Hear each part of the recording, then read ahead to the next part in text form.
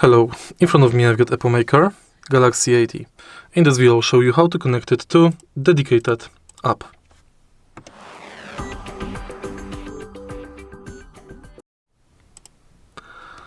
To pair your keyboard with dedicated app, make sure it's connected to your PC.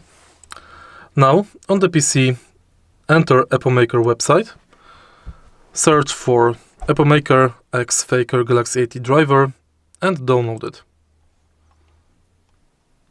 You can simply type in this into your browser. Now download the driver and install it.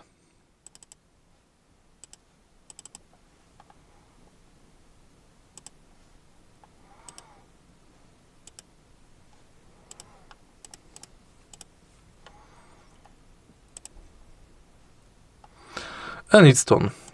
Your keyboard is now connected to dedicated app. If you find the video helpful, please leave like, comment and subscribe.